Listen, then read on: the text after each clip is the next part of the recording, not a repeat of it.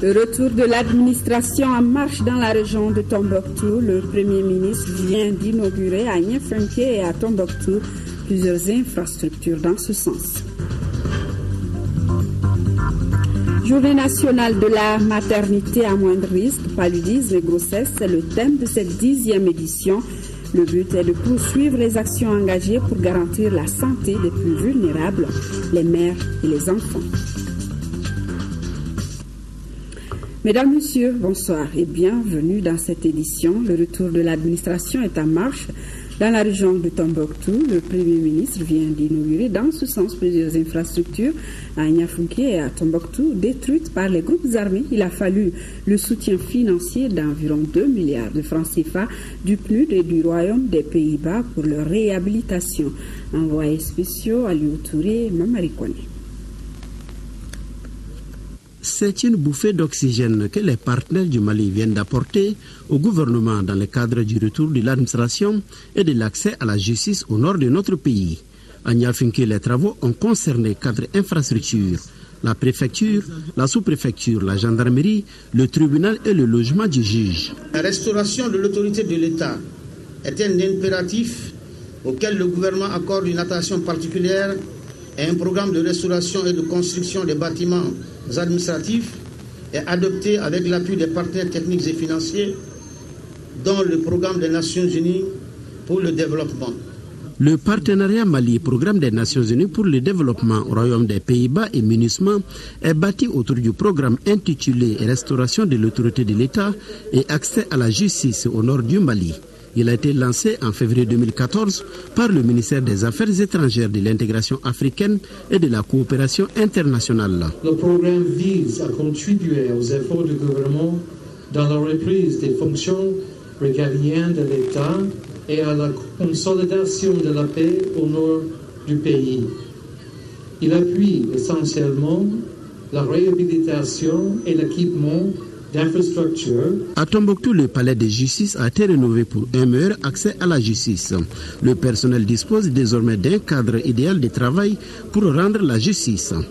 Nous devrions donc remercier nos partenaires qui nous montrent le premier jalon en nous disant: on vous offre un cadre où rendre la justice, mais il nous appartiendra de la rendre effectivement. Ils ne la rendront pas à notre place. Ils ne la diront pas à notre place, notre droit. Il nous appartient de nous assumer à ce niveau. Il nous appartient d'assumer notre destin de pays, parce qu'il n'y a aucun pays sans droit, il n'y a aucun pays sans justice. Après avoir remercié les partenaires de notre pays pour cette marque d'attention, le chef du gouvernement n'a pas manqué de rappeler les efforts déjà consentis par l'État pour la réhabilitation des bâtiments publics. Beaucoup d'efforts ont été faits. 2013 jusqu'en mars 2014, l'État a mis 11 milliards de francs CFA dans la construction de bâtiments publics. Les directions régionales, les gouvernorats, les préfectures, les sous-préfectures, les structures de justice, les structures techniques. Et l'État est en train d'engager 24 milliards pour poursuivre ces efforts. Aujourd'hui, ce qu'on est venu inaugurer, c'est un effort du PNUD, la coopération néerlandaise et des amis de notre pays pour nous aider dans cette direction que l'État a prise. Le représentant résident du PNUD au Mali a réitéré la disponibilité du système des Nations Unies à travailler avec les partenaires, les autorités maliennes et le peuple malien afin d'apporter des réponses rapides, appropriées et efficaces aux défis de consolidation de la paix et de développement durable au Mali. Avant de quitter Tombouctou, Moussa Amara a pris part à une prière collective des bénédictions en amont pour accompagner les pourparlers qui vont démarrer à Alger. Retrouvons nos envoyés spéciaux. La population de Tombouctou attend beaucoup des pourparlers qui vont reprendre dès ce lundi à Alger. C'est pourquoi aucun sacrifice n'est de trop pour leur réussite. À l'appel du président de la République, les fidèles musulmans se sont retrouvés à la mosquée pour prier pour la réussite des négociations. Au moment où les frères et les sœurs du Mali vont en Algérie pour parler, que tous les Maliens prient pour que la sérénité règne, pour que l'état d'esprit soit un état d'esprit de construction et d'entente plutôt qu'un état d'esprit de combat ou de destruction. Et donc que nos leaders religieux en tête puissent conduire ces processus de prière. Donc aujourd'hui, heureusement, nous avons coïncidé avec la prière à Tombouctou dans la grande mosquée de Djingaréber, prière à laquelle nous avons participé pour illustrer ce message de paix, cette volonté d'aller de l'avant du chef de l'État. Cela augure, je pense, du positif pour les jours et les semaines à venir, et j'espère que nous aurons très bientôt d'Alger de bonnes nouvelles nous permettant de croire encore en des lendemains meilleurs pour notre pays. Les regards sont à présent tournés vers Alger. Ici à Tombouctou, on espère que les prières faites apporteront beaucoup de sérénité dans les cœurs et les esprits. Ici à Bamako, la 15e promotion des boursiers de l'excellence pour la France vient d'être mise en route. La cérémonie organisée à cet effet a été l'occasion pour les partenaires et acteurs de l'école malienne d'inviter les jeunes à l'exemplarité et à l'ardeur au travail afin de relever le défi de l'excellence. Mamoudou Sidibé, compte rendu. 59 bacheliers étaient candidats aux bourses d'excellence cette année.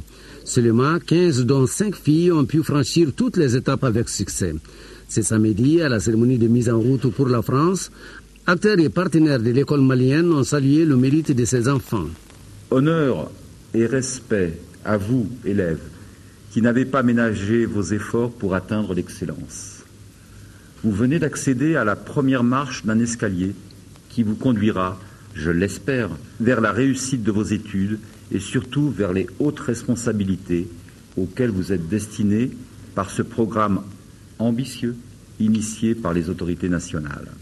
La tâche des bacheliers n'était pas du tout aisée.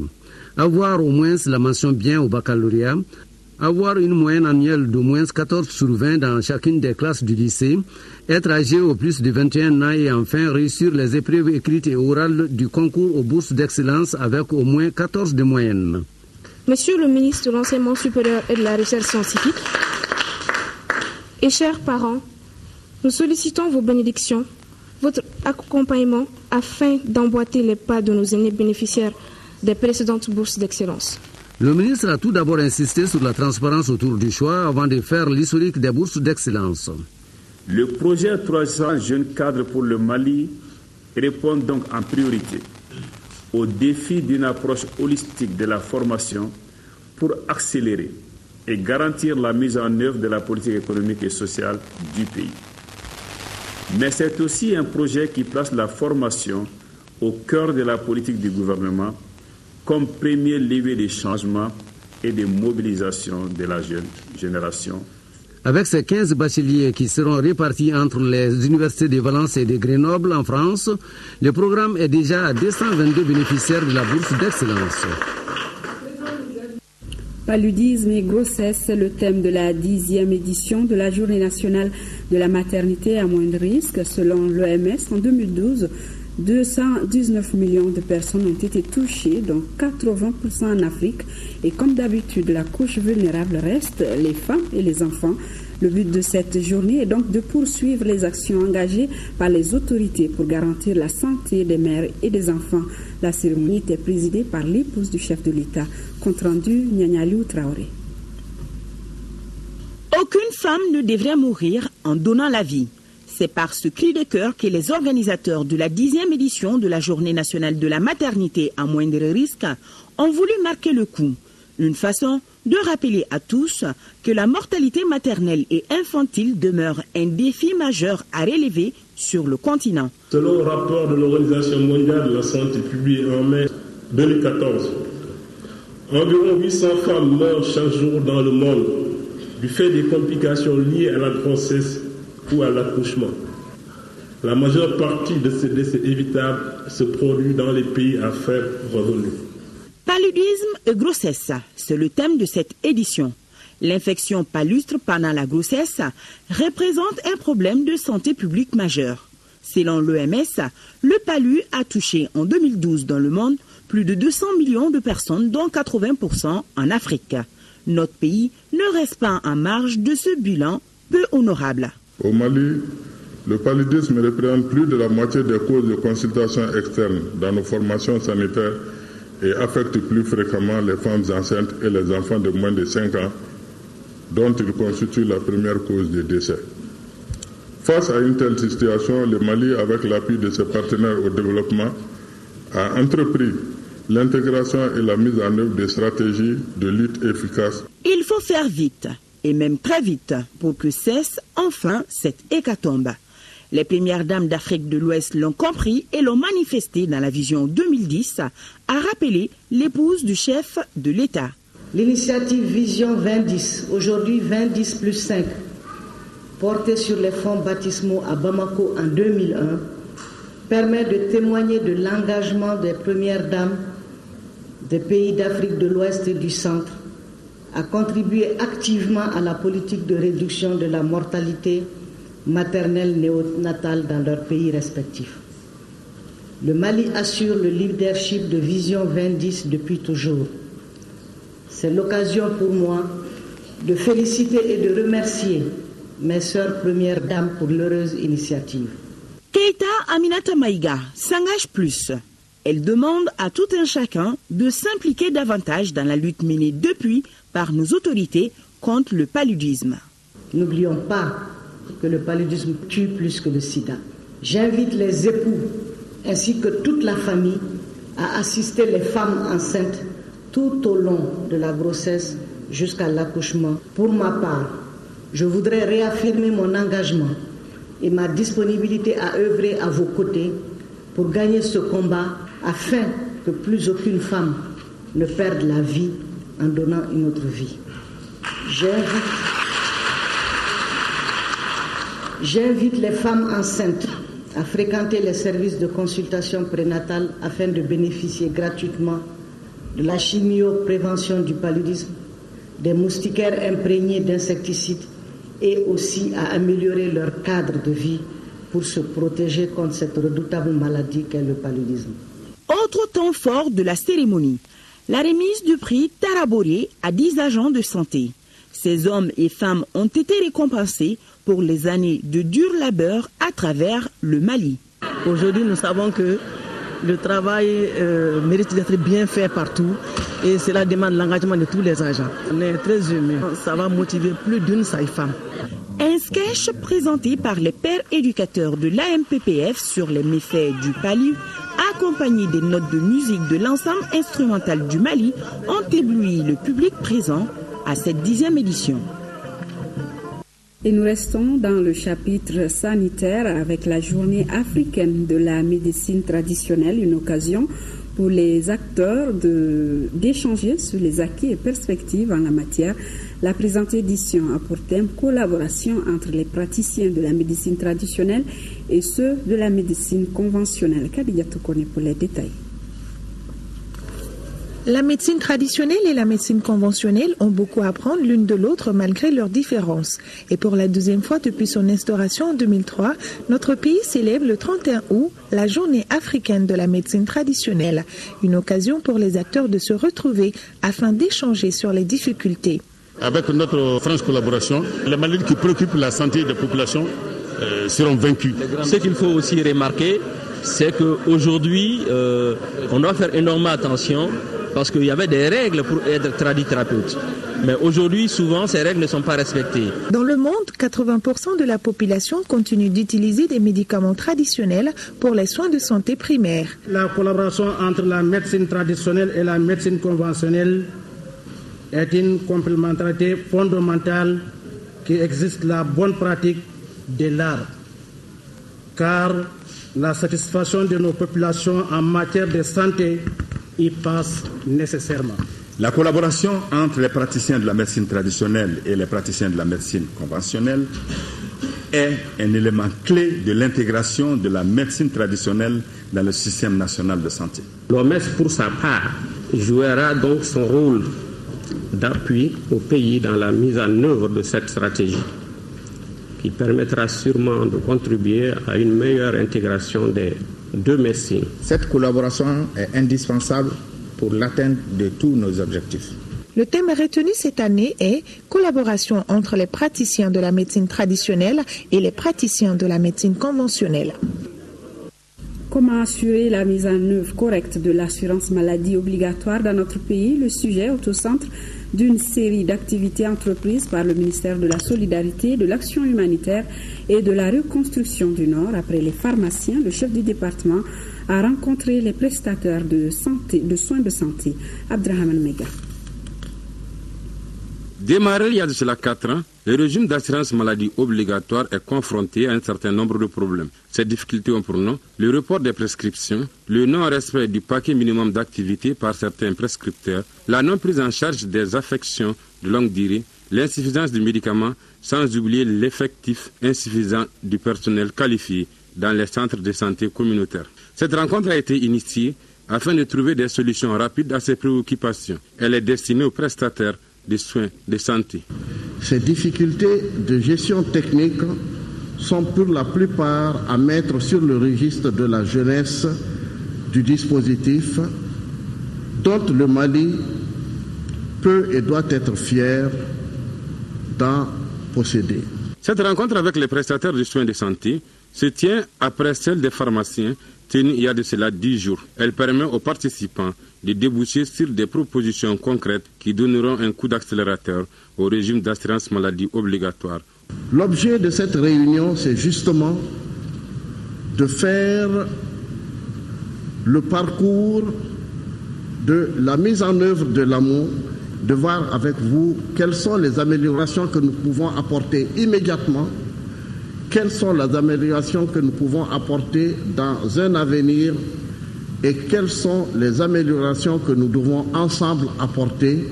Malgré ces difficultés, le régime d'assurance maladie obligatoire, au dire du ministre Konaté, se porte bien. Cet état se justifie par l'engouement des populations. Aujourd'hui, 964 centres de santé communautaires sont conventionnés dans notre pays. C'est parti à Gao pour les travaux du Forum des États généraux de la santé. Prennent part à la rencontre les membres des comités régionaux d'orientation de la santé de Gao, de Tombouctou et de Kidal, et aussi d'autres responsables sanitaires. Ils vont réfléchir sur l'amélioration des conditions d'accès à des soins de qualité de Gao. Le compte-rendu de Boubacar Bablé-Touré. Ces états généraux sont basés sur des objectifs bien précis, à savoir mobiliser et informer les usagers sur les questions de santé en vue de les inviter à la réflexion collective sur l'avenir du système sanitaire au Mali, formuler des recommandations et points d'action permettant l'accès équitable aux soins de santé de qualité pour tous, notamment la promotion des droits des usagers. Tous ces travaux qui se tiennent dans la cité Zaskia sont au profit des régions de Tombouctou, Kidal et Gao. Ces forums s'inscrivent dans le cadre d'un débat citoyen que le ministre de la Santé a souhaité instaurer pour permettre aux citoyens de débattre des questions de politique de santé, des questions de programme de santé, des questions de soins de santé. 3 jours durant, les participants vont plancher sur des communications relatives à l'offre et la qualité des soins, le financement de la santé, la prise en charge des urgences et la participation citoyenne à la gestion de la santé. En vue d'englober tout cela, le forum a retenu le thème « La problématique de l'accès aux soins de qualité de santé pour tous et la promotion du droit des usagers ». L'occasion est donnée aux usagers, à travers ces présentes assises, d'exprimer librement leurs attentes en vue de permettre au gouvernement d'apporter des solutions appropriées. Pour qu'on ait toute cette amélioration dont nous souhaitons, il faut que l'on ait la vocation sanitaire. Il faut que l'on ait la personnalité sanitaire, il faut que l'on ait l'amour du métier, il faut que l'on ait la conscience professionnelle. Le plus grand obstacle du développement de ce pays-là, c'est l'inconscience professionnelle. Prennent part à ce forum les membres du comité des États généraux de la santé des 3 régions, les chefs de services régionaux de Gao, ainsi que la société civile. Nous sommes à Gao, nous y restons avec cette fois 2 membres du gouvernement. Il s'agit de celui de l'emploi et de l'environnement qui ont lancé un programme de formation de 600 jeunes issus d'associations et de groupements professionnels de la région de Gao. Ce programme est financé à hauteur de 200 millions de nos francs avec une contribution de 180 millions du FAFPA qui exécute d'ailleurs le programme. Compte rendu depuis Gao, Daouda Ousmane Traoré. Ce sont des bénéficiaires émus qui ont accueilli ce programme de formation de 600 jeunes organisés en groupements et associations professionnelles dans la région de Gao. Les zones ciblées sont Gao, Tintinomé, Forgo-Arma et Tacharan. L'association Gagassiné et le conseil régional de la jeunesse assureront l'encadrement de ces jeunes dans 24 corps de métiers dont l'embouche bovine, la plantation d'eucalyptus, la savonnerie, la transformation agroalimentaire, l'informatique, la restauration, l'assainissement, la tresse et la pisciculture. À travers ces sessions, le FAFPA a une vision. Le FAFPA a bien voulu donc, sur instruction du ministre de l'Emploi et de la Formation professionnelle, soutenir ce projet dont le coût total s'élève à plus de 200 millions de francs CFA, dont une contribution au FAFPA sous forme de subvention à hauteur de 180 millions et une contribution des bénéficiaires de 10%. L'espoir de toute une région repose sur ces corps de métier qui viennent combler le déficit créé par la crise. C'est pourquoi les bénéficiaires s'engagent à faire de ces activités génératrices de revenus de véritables opportunités de lutte contre le chômage et le banditisme dans la région. Cette formation est une chance pour nous. Elle nous fournira plusieurs opportunités car les différents corps de métier retenus sont formés aux spécificités de notre région et font au marché de l'emploi. C'est le lieu d'exhorter les bénéficiaires à faire preuve d'assiduité tout au long de la formation, gage du transfert efficace des compétences. Cette grande mobilisation de la population est une réponse à ce geste des hautes autorités de notre pays. Les deux ministres ont remis séance tenante des kits de formation comprenant des bourrettes, des pelles, des ordinateurs, des bidons d'huile et bien d'autres matériels. Les actes que nous posons aujourd'hui sont le témoignage, une fois de plus, de l'état de solidarité du gouvernement en faveur des populations de la région de Gao, éprouvées par les difficultés consécutives à la situation dramatique que notre pays a connue. Le ministre Babi, accompagné de sa délégation, s'est rendu à Arhabou, village situé à une dizaine de kilomètres de Gao, pour visiter un projet de pisciculture.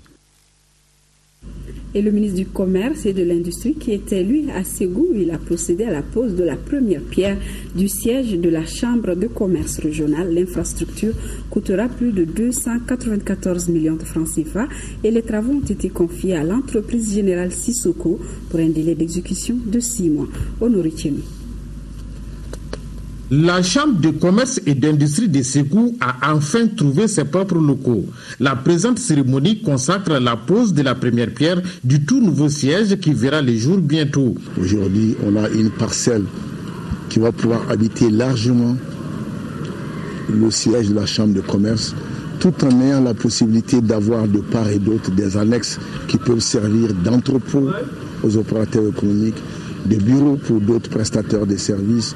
Au cours de cette cérémonie, le ministre du Commerce, Abdoul Karim Konaté, a fait appel à l'union et la solidarité. Poser la première pierre de la délégation régionale de Ségou est un honneur pour nous et nous avons tenu à participer pour effectivement accompagner le secteur privé de Ségou. Nous appelons les opérateurs économiques de Ségou, de Bamako, de partout à se donner la main parce que le pays a besoin d'eux et aussi à jouer pleinement leur rôle dans le développement de notre pays. Rien ne peut se faire sans entente. Confié à l'entreprise générale Sissoko EGS et pour un délai d'exécution de 6 mois, la construction de ce nouveau siège de la délégation régionale de la Chambre de commerce et d'industrie Ségou coûterait la somme de 294 734 040 francs CFA et sera bâti sur une superficie de 100 mètres sur 40. Opération sauvegarde et restauration d'une muraille symbolique, symbole de la résistance du peuple Sénoufo à la pénétration coloniale. Il s'agit du Tata de Sikasso. Eh bien, les autorités, à travers le ministère de la Culture, s'engagent à restaurer ce témoin de l'histoire à travers un projet lancé par 2 membres du gouvernement. Compte rendu à Sikasso, Ségou Konaté. En lançant ce projet de rénovation, de restauration et de sauvegarde du légendaire Tata de Sikasso, le ministère de la Culture veut rappeler à la mémoire collective une des pages glorieuses de l'histoire du royaume Sénoufo du Kénédougou. Vu sa valeur historique qui n'est plus à démontrer, il est temps que le Tata de Sikasso soit aussi grand, aussi visité que la Grande Muraille de Chine, que la Muraille de Québec. Les travaux qui seront réalisés pour ce faire porteront sur la recomposition du mur du Tata sur près de 100 mètres avec toutes les caractéristiques du mur de l'histoire. En plus du Tata, nous sollicitons votre appui pour la protection et la valorisation du patrimoine culturel en général de Sikasso, tel que le Mamelon, en phase de restauration. Une initiative de gouvernement qui coûtera près de 150 millions de francs CFA pour cette phase. Ce projet, à mon avis, va participer du développement de Sikasso en termes même économiques. Nous partons vers une perspective pour nos villes, pour avoir des villes nouvelles. Ça voudrait dire quoi? Des villes sources, des villes génératrices de revenus, génératrices d'économie. Nous demandons aux Sikassois d'accompagner cette volonté politique du chef de l'État, de tout son gouvernement, de tous les Sikassois, à faire de ce Tata ce joyau culturel ancien et historique. Une rencontre dans la salle Lamissa Bengalé pour mieux sensibiliser les populations sur la protection du Tata a aussi été l'occasion pour la ministre de la Culture de lancer un appel à la paix et à la cohésion sociale au moment où les pourparlers intermaliens vont s'ouvrir à Alger. La visite du musée Sénoufo et aux notabilités ont meublé ce séjour à Sikasso. Près de 400 jeunes volontaires participent présentement aux vacances citoyennes à Nioro du Sahel pendant leur séjour. Ils participeront à des œuvres caritatives et citoyennes. L'étape de Nioro du Sahel, ce serait aussi des conférences débats sur l'histoire de la ville et la visite chez les notabilités. Fatoumata Kone. Ils étaient nombreux à prendre d'assaut la place militaire de Nioro du Sahel. Ils, ce sont les jeunes du CNJ et des fédérations de jeunes. Objet de la rencontre, participer pleinement à cette troisième étape des vacances citoyennes, édition 2014. Animation musicale, conférence débat sur la reconstruction nationale ont marqué l'événement. La jeunesse, la reconstruction, ça va de pair. Personne ne reconstruira le pays si ce n'est la jeunesse. Donc c'est ainsi que nous pensons que ça cadre bien avec l'objet de notre vacances citoyennes de cette année. Il y a aussi des thématiques qui sont développées pour amener les jeunes à comprendre l'enjeu actuellement et pour comprendre également leur rôle dans le développement du pays. Autre activité, la plantation de 700 pieds d'acacia sénégalais à travers la ville. C'est une espèce productrice de la gomme arabique. Nous l'avons choisi sur ces deux axes. D'abord, une espèce à valeur économique et ça contribue également à restaurer ces sols. L'occasion a été mise à profit pour rendre des visites de courtoisie aux notabilités afin de s'acquérir de l'histoire de la ville à l'origine, Nour El Sahel. En 1260, un grand islamologue a dit à ses compagnons, une lueur pointe à l'horizon. Cette lueur que les Arabes appellent Nour, on va faire Noro. Nour El Sahel, Sahel in Noro. Ici habitera une collectivité qui prendra le nom de Nour El Sahel. Donc, par dérivation dialectale, Nour El Sahel est devenu Nioro du Sahel. Pendant tout le séjour ici à Nioro du Sahel, c'est la montée des couleurs qui a donné le ton des activités. C'est là qu'on peut cultiver chez les vacanciers l'esprit de la citoyenneté. Quel mécanisme de réconciliation pour une paix durable au Mali? La question était au centre d'une conférence organisée par l'Association médiatique pour la paix. Objectif, dégager une piste de consolidation des acquis dans le cadre du dialogue inclusif pour parvenir à une paix durable. Agaliag Aguissa. Les Maliens aspirent tous à une paix durable, gage de cohésion sociale et de développement économique. Les forats et autres activités organisées à l'intérieur et à l'extérieur du pays illustrent bien cela. L'Association médiatique pour la paix APM vient renforcer ce processus de recherche de la paix à travers cette conférence débat. Les initiateurs de ce cadre d'échange mesurent bien les chemins parcourus, mais pensent que beaucoup reste à faire. Selon les conférenciers, aucun problème ne divise les Maliens qui partagent en symbiose les richesses culturelles et économiques inestimables dans la diversité. C'est pourquoi ils proposent une médiation en lieu et place de réconciliation. C'est quoi la médiation? En plus du fait qu'elle peut permettre de résoudre un problème, elle a l'avantage de prévenir des conflits. Donc au niveau communautaire, je pense que c'est plutôt la communication et c'est la médiation qu'il faut.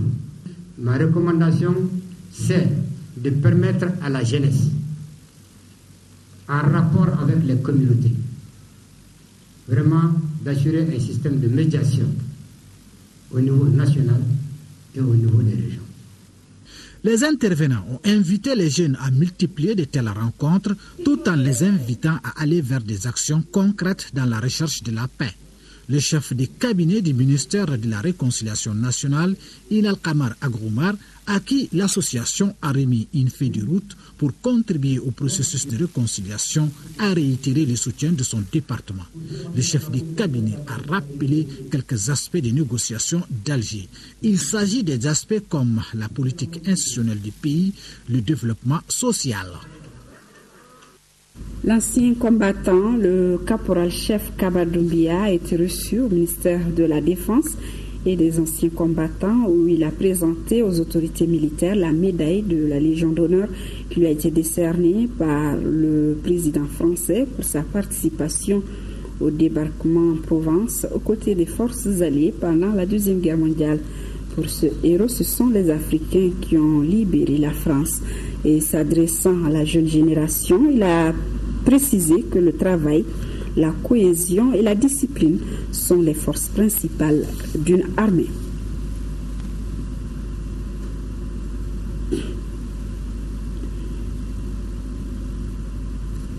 Fin de la rencontre des conseillers à la traduction de la Bible venus de 13 pays d'Afrique. Ces linguistes et théologiens ont échangé pendant une semaine sur l'herméneutique. C'était sous la présidence du ministre des Affaires religieuses et du culte. Exactement compte rendu. Initiée par l'Alliance biblique universelle ABU, cette rencontre de conseils interprètes de la Bible a vu la participation de 13 pays africains. Pendant 5 jours, ces linguistes et théologiens ont échangé sur plusieurs modules en relation avec l'interprétation et la traduction de la Bible. Cette semaine au Mali nous a aussi permis de comprendre la richesse de la langue africaine. Nous n'œuvrons pas seulement pour la propagation de l'Évangile, mais nous sommes aussi acteurs dans le développement de tout l'humain et la mise en valeur de la langue africaine. Cette rencontre de conseillers en traduction a été aussi une occasion d'échange d'expériences. Nous nous sommes réunis ici dans une relation du donner et du recevoir. Nous nous sommes réunis pour renforcer nos capacités dans la science et l'art de la traduction biblique. Nous nous sommes réunis pour nous aider à mieux interpréter la Bible. Au cours de cette semaine, nous avons été informés sur la politique des langues de l'Union africaine. Vous venez donner une nouvelle visibilité au Mali, parce que chacun d'entre vous ira avec la vraie image du Mali et non les prismes du Mali. Et puisque vous étiez là pour la foi, pour la Bible, pour Jésus, nous fondons l'espoir que vous porterez l'évangile. Et pour nous porter l'évangile, la bonne nouvelle, c'est porter l'amour. Vous ne pourrez avoir d'amour envers le Seigneur que vous ne voyez pas si vous n'en avez pas envers votre prochain que vous voyez. Saint Jean. Donc, vous apporterez l'amour, vous donnerez aussi le message de la paix, du pardon. L'Alliance biblique universelle regroupe les chrétiens catholiques et protestants d'Afrique. C'est par une conférence débat que l'Association pour une enfance digne a lancé ses activités. Le thème portait sur la place de l'enfant démuni dans la société malienne. Tous ensemble pour une enfance digne, la marraine de cette jeune association n'est autre qu'une autre jeune du gouvernement, la personne de Ndiaye Ramatoulaye Diallo. Le compte rendu de Modibo Soirée.